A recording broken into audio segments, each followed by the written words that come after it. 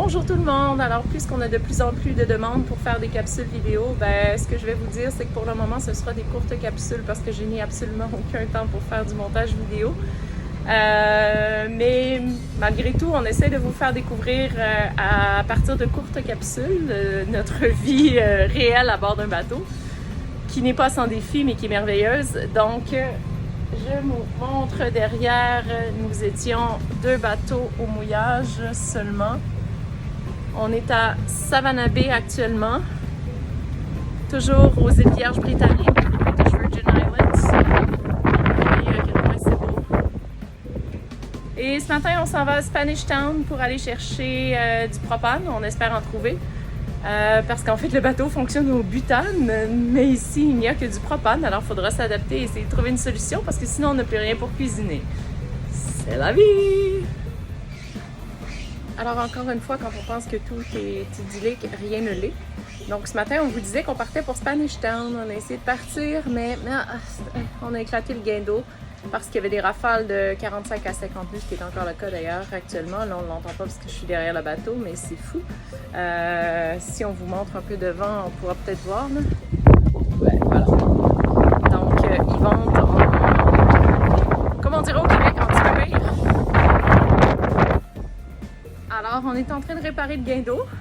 Heureusement que David sait tout faire dans la vie parce que sinon, on serait jamais reparti d'ici. Puis, on a failli rentrer dans le bateau de nos amis espagnols derrière, mais non, tout a bien été. Alors, on va réparer le guindeau et on va relever l'ancre, mais pas aujourd'hui parce qu'ils vendent trop.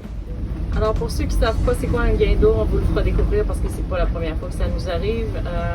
C'est le truc qui permet de remonter l'ancre avec la chaîne. Il te faut... Alors voilà. Donc quand on vous dit qu'il faut être créatif en bateau, il faut savoir tout faire soi-même.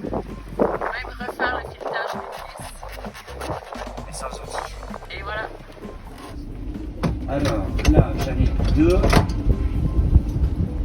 Ça, on va mettre tout ça là. Ouais.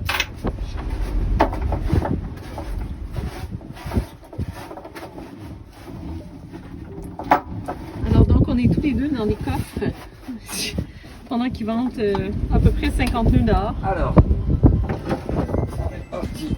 On a fait la plaque et on remet le guindeau. Là, je devrais aller aider David. Allez, tiens, mets ça dans le trou s'il te plaît. Le trou du milieu. Ouais. Ah non, attends. Le caoutchouc il est où? Je sais pas. Le joint. Donc maintenant, on est rendu à réinstaller le guindeau. En espérant que ça fonctionne.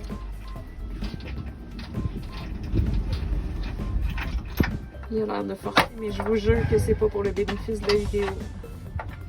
C'est honnêtement pas facile qu'on est en train de faire. C'est-à-dire installer une plaque pas possible, juste pour venir. Je pensais jamais me faire bronzer dans un coffre à bateau, mais en tant qu'équipière,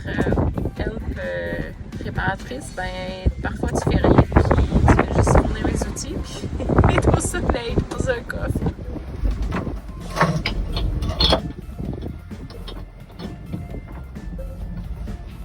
Bon voilà, pour tous ceux qui me disent qu'un bateau c'est petit, c'est facile d'entretien, juste pour une tâche, pour la meilleure, parce qu'on a mis trop de produits.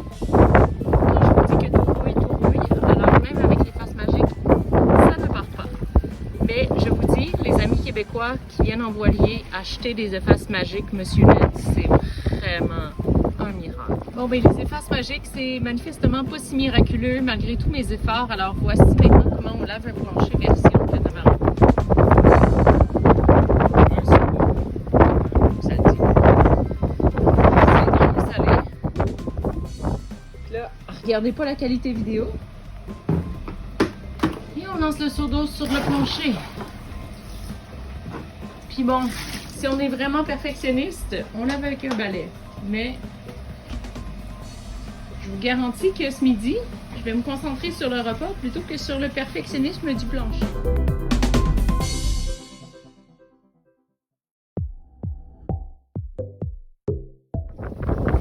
Ah, il y a une chose bien importante.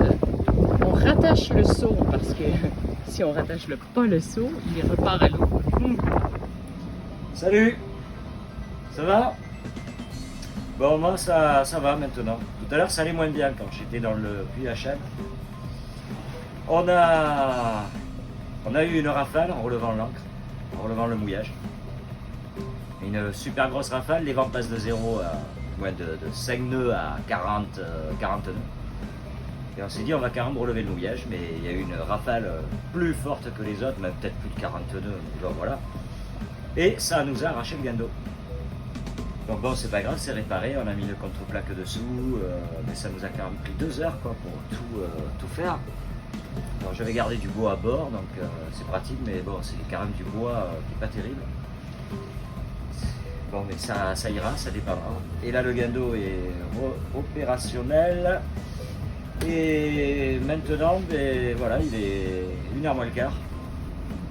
Donc, on va préparer à manger. On bouge pas aujourd'hui, je pense pas. Ils vendent beaucoup trop. Ils vendent vraiment beaucoup trop pour relever le mouillage, donc on a mis beaucoup de chaînes. On est bien parce que même s'il y a du rive derrière, c'est pas bien grave parce qu'on a carrément mis toute la chaîne et on est nous sur du sable. Donc l'ancre elle est super bien accrochée dans le sable. Je suis allé plonger pour aller voir, donc il n'y a pas de problème. Donc on ne bougera pas. Voilà.